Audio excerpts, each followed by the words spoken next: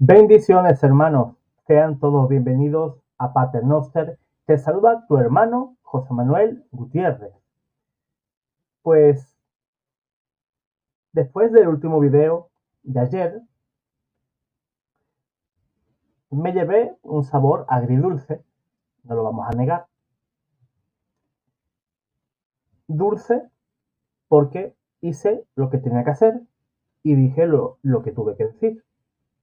Agrio, pues que muchos hermanos, pues sin ni siquiera ver el video, comenzaron a criticar, ¿no? Algunos decían que de lo que estoy diciendo no mostré pruebas, y esa persona, si dijo eso, es porque vio el primer minuto o el segundo máximo, ¿verdad? Y es triste, ¿no? Cuando el católico no discierne, no presta atención, cuando una persona se preocupa y se desvive por esas personas que siguen a los falsos profetas. Y de eso vamos a hablar ahora. Y voy a hablar sin señalar a nadie. ¿Por qué? Porque te voy a dar las pautas para que te des cuenta quién es falso profeta. Y lo voy a hacer por amor a ti, como hermano, como hermana. Y por amor también a nuestros queridos sacerdotes. ¿Por qué? Porque hay sacerdotes que hacen un excelentísimo trabajo y por culpa de otros, pues tiran por la borda el buen trabajo que realizan los buenos sacerdotes. Sacerdotes que van mintiendo, sacerdotes que van diciendo que han visto a la Virgen por allí, por acá, estuvieron en el cielo, en el infierno, profecías fallidas, y de eso quiero hablar. Porque muchos dijeron, queriendo tapar la falsedad de cierto falso profeta, diciendo que ese señor no es que no se equivocara, él no se equivocó en la profecía. No, eso no es así. Es que el Señor que iba a mandar un castigo, pero la gente rezó, la gente pidió, y entonces pues Dios dijo, pues hay gente rezando, no voy a enviar el castigo. Y tergiversan o sacan una conclusión equivocada del libro de Jonás en el capítulo 3. Pero es que esos falsos profetas, cuando dan una profecía y esa profecía no se cumple, pues ¿qué dicen? Es que el pueblo ha rezado. Entonces el Señor, pues, eh, no va a enviar ese castigo, ¿no? Y la gente pues dice, uy, es cierto, es cierto. En vez de darse cuenta al pueblo de que ese señor o esa señora, porque también hay falsas profetas que hablan lo que les da la gana, y la gente, como está deseosa de novedades, apartarán los oídos de la verdad, apartarán los oídos del magisterio, apartarán los oídos de la Sagrada Escritura y se irán detrás de hombres. Cristianos que siguen a hombres, cristianos que no siguen a Cristo y no siguen a su iglesia. Y casi al filo de un cisma, porque a ti no te interesa lo que diga el obispo, ni me interesa lo que diga ese profeta. Y me interesan ver todos esos videos en los que se crea alarma. Pues bien, vamos a leer y vamos a dar una respuesta coherente a lo que dice la escritura en Jonás 3. ¿De acuerdo? Vamos a compartir pantalla. Permítanme. A ver si sale la correcta. Ok. Aquí está Jonás capítulo 3. Aquí es donde se escudan los falsos profetas y le compran esa mentira a estas personas. Vamos a ver por qué Dios retira el castigo. Según las sagradas escrituras. Está escrito está. Y le vamos a leer. para ver si es porque el pueblo rezó o es por otra cosa más importante que eso. Vamos allá. Jonás capítulo 3, versículo del 1 en adelante. Estemos atentos, por favor. La palabra del Señor fue dirigida por segunda vez a Jonás en estos términos. Parte ahora mismo para Nínive, la gran ciudad, y anúnciale el mensaje que yo te indicaré. Jonás partió para Nínive, conforme a la palabra del Señor. Nínive era una ciudad enormemente grande, se necesitaban 3 días para recorrerla. Jonás comenzó a internarse en la ciudad y caminó durante todo un día proclamando: dentro de 40 días Nínive será destruida. Eso es lo que dicen los falsos profetas ahora, que el mundo va a ser destruido por Dios. Los ninivitas creyeron en Dios, decretaron un ayuno y se vistieron con ropa de penitencia, desde el más grande hasta el más pequeño. Cuando la noticia llegó al rey de Nínive, éste se levantó de su trono, se quitó su vestidura real, se vistió con ropa de penitencia y se sentó sobre ceniza. Además, mandó proclamar en Nínive el siguiente anuncio: por decreto del rey y de sus funcionarios, ningún hombre ni animal, ni el ganado mayor ni el menor, deberán probar bocado, no pasten ni beban agua. Vístanse con ropa de penitencia, hombres y animales, clamen a Dios con todas sus fuerzas y conviértase cada uno de su mala conducta y de la violencia que hay en sus manos. Tal vez Dios se vuelva atrás y se arrepienta y aplaque el ardor de su ira, de manera que no perezcamos. Al ver todo lo que los ninivitas hacían para convertirse de su mala conducta, Dios se arrepintió de las amenazas que les había hecho y no las cumplió. Ahora yo pregunto,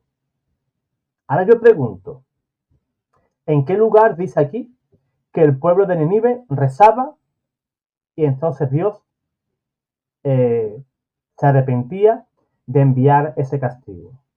¿Qué es lo que nos está enseñando el capítulo 3 de Jonás? Sí, ciertamente. Estaba la idea de Dios de destruir Nínive. ¿Por qué Dios se arrepiente de eso? Porque ve, dice el versículo 10, que los ninivitas hacían para arrepentirse de su mala conducta. Ahí está el tema.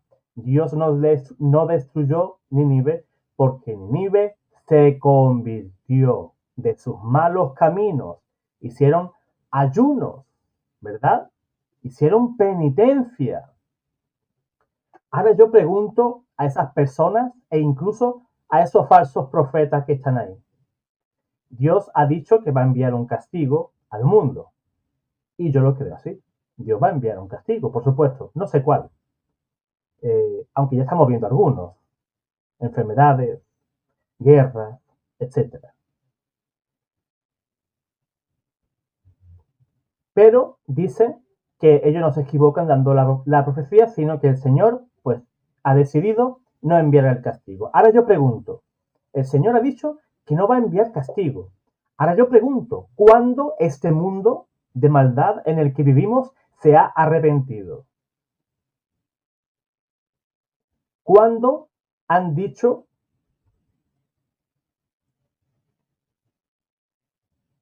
las grandes potencias, los que mandan en el mundo, ya no va a existir más la destrucción de vidas en el vientre materno, por ejemplo, o la eliminación de nuestros mayores, porque ya no sirven, ya no valen, ya no aportan nada al Estado?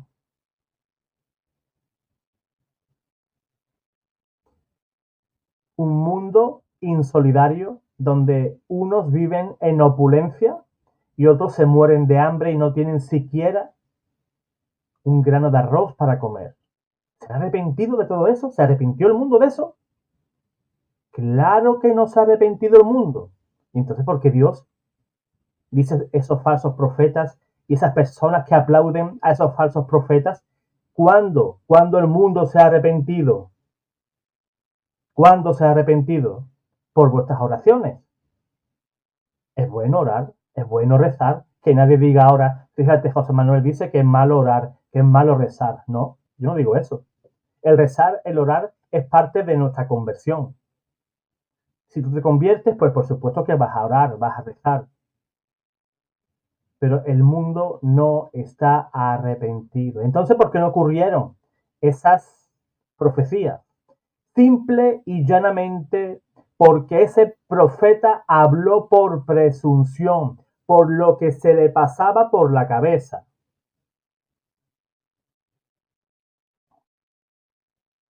Dios mismo te enseña las pautas que tú debes de creer para darte cuenta si ese profeta es falso o es verdadero.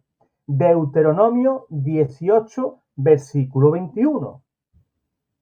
Le preguntan a Dios, ¿cómo sabremos si tú has hablado por la boca del profeta o no?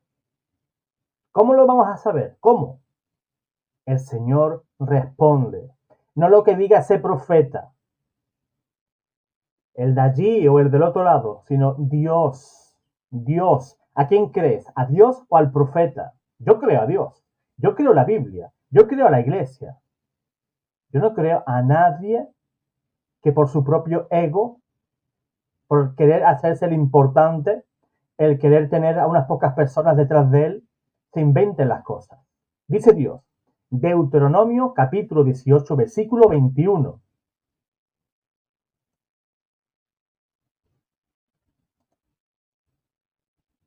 Si lo que dice ese profeta no se cumple, entonces yo no le he mandado a decir eso. Entonces, ¿qué ocurre ahora? ¿Se cumplieron las profecías de esas personas? No. ¿Por qué? Porque hablaron por presunción. Y así lo dice la escritura. Ese profeta habló por presunción. Y dice más, ese profeta deberá morir y no le temáis. Porque muchos juegan con ese juego psicológico de meterte miedo en el caso que abandones su grupo, porque te van a caer no sé cuántas maldiciones, no sé cuántas plagas.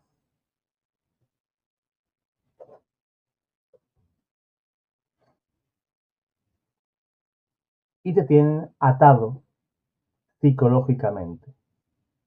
Y existe, no sé si se llama así, me puedo equivocar, el síndrome de Estocolmo. ¿Qué es eso? Una cierta dependencia de la otra persona. Y tú como quieres oír novedades, porque el Evangelio es muy aburrido, necesitamos a alguien que tenga visiones, que nos tenga en vilo. Es más, las películas que tienen más éxito en el cine son las películas de miedo, por ejemplo, o de destrucción,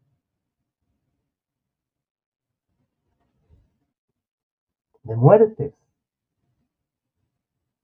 Y la gente siente cierto morbo por esas cosas.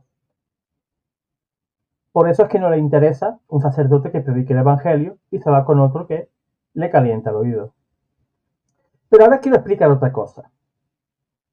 Porque no solamente están esos sacerdotes o esos profetas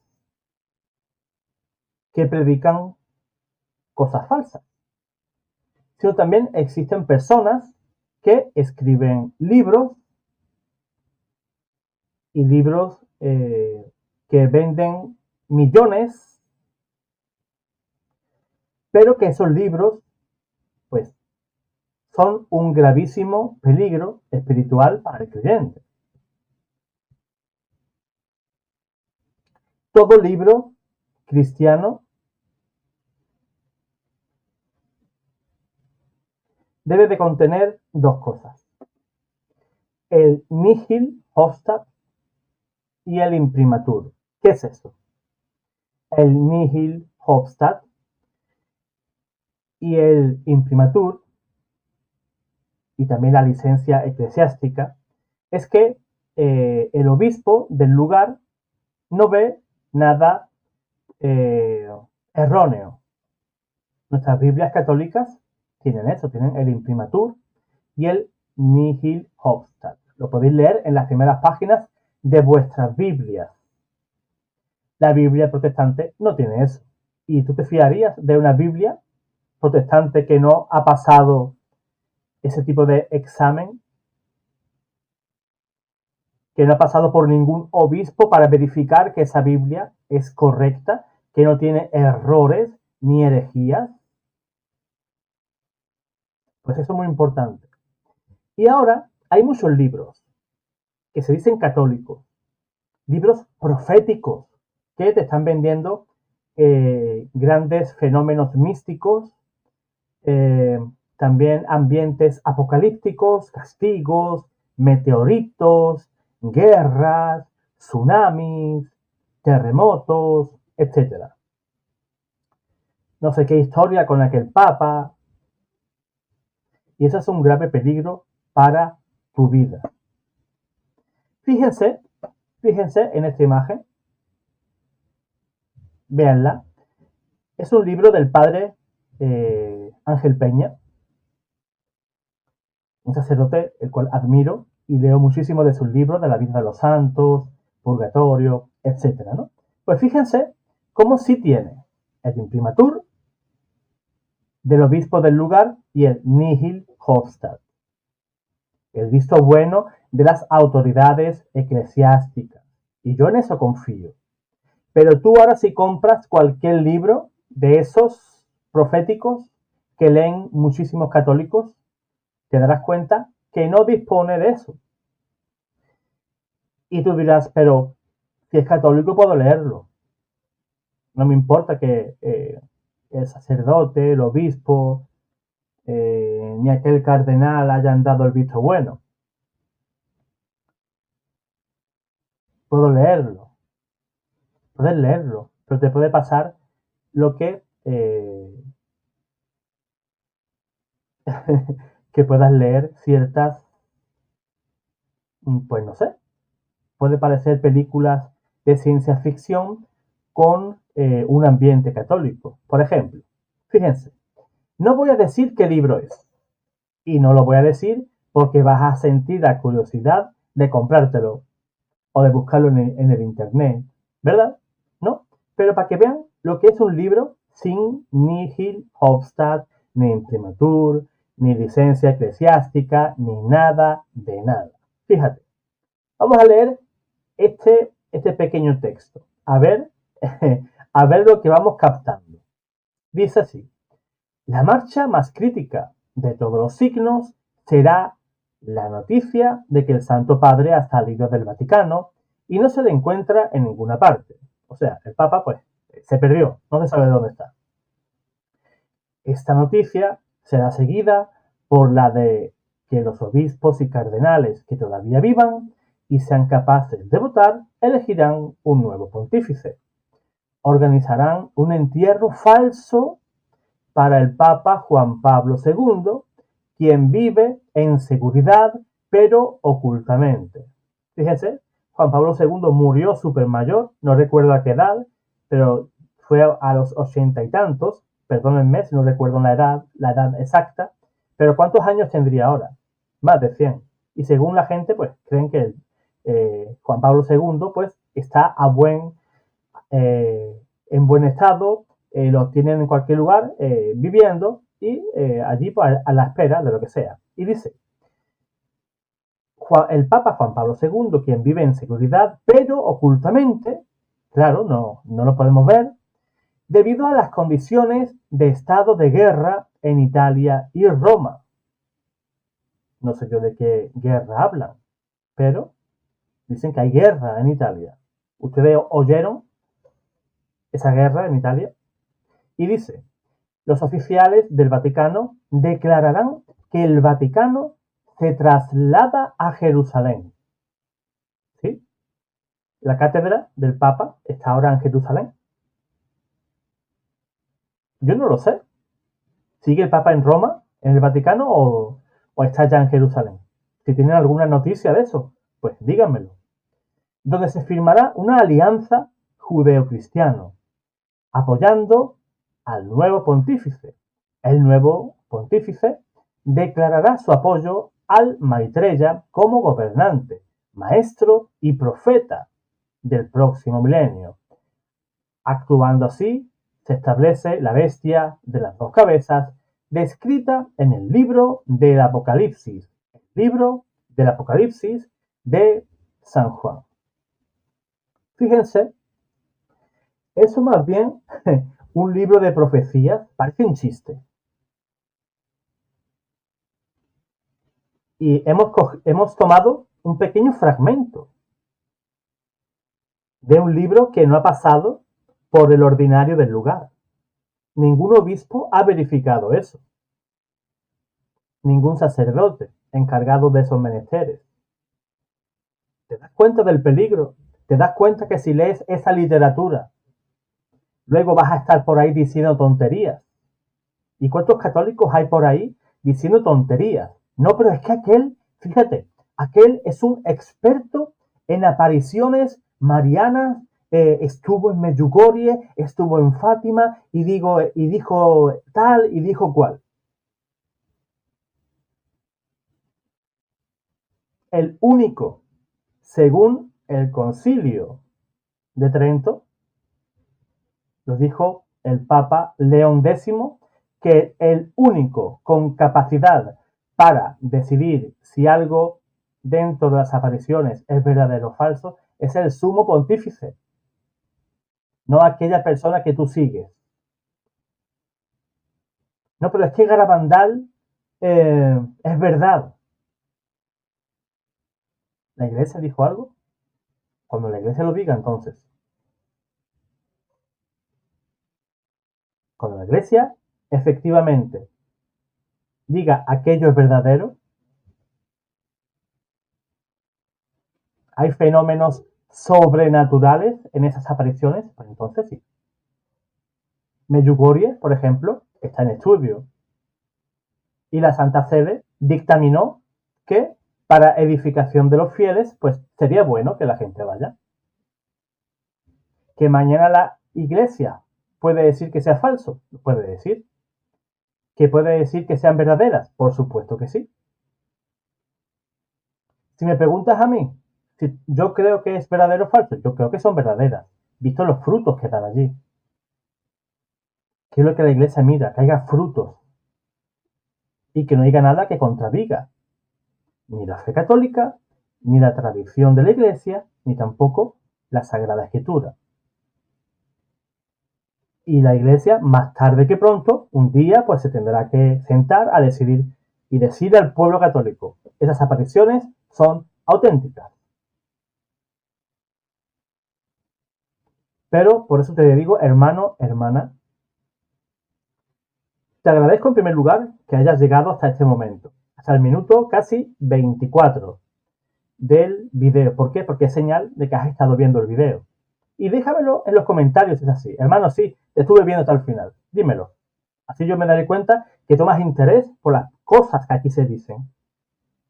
Porque el que no tiene interés es el que quiere seguir a aquella persona que dice profecías de aquella manera, pues verá un minuto, verá dos y dirá, lo que dice este tipo no me interesa. ¿Por qué? Porque a mí me gusta creer en estas cosas y este señor me está diciendo que no crea. No digo que no crea. ¿Los fenómenos místicos existen? Sí, existen. ¿Las visiones existen? Sí, existen. ¿Las apariciones existen? Sí, existen. Todas las apariciones, todas las profecías, todas las visiones son auténticas. No.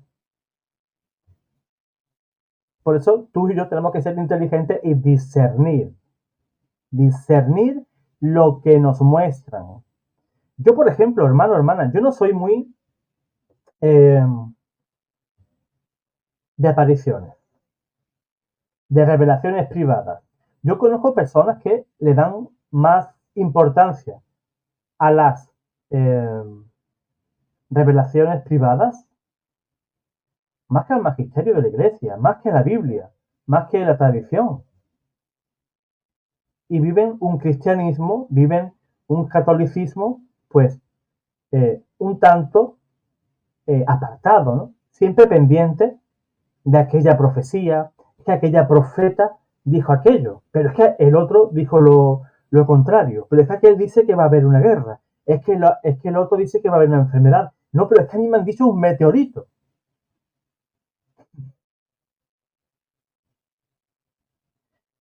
Como decía el Señor, que nadie os engañe. Vendrán falsos profetas en mi nombre.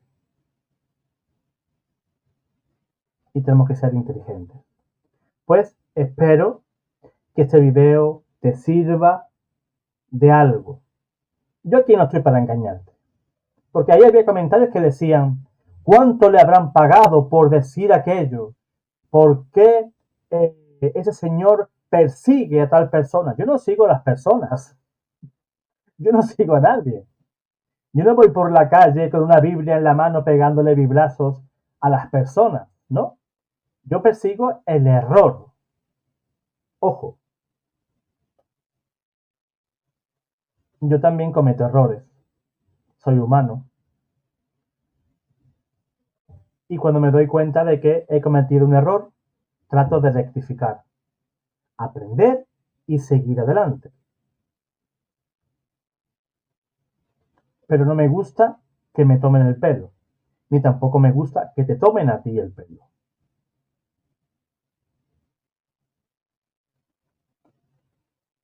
Porque como le dice San Pablo a los Corintios, estoy celoso por vosotros, porque vienen gente a engañaros.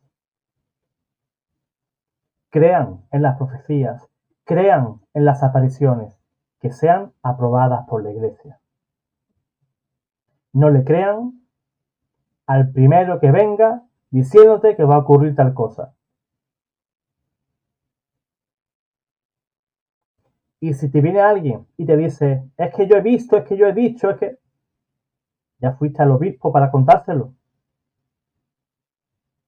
Le has contado todas tus visiones para ver y determinar si eso es cierto, si existe sobrenaturalidad en esos fenómenos. No, no fui. Pues ya tardas. No vengas a engañarme a mí, ve al obispo, ve a tu sacerdote. Padre, me pasa tal cosa. A tu padre espiritual.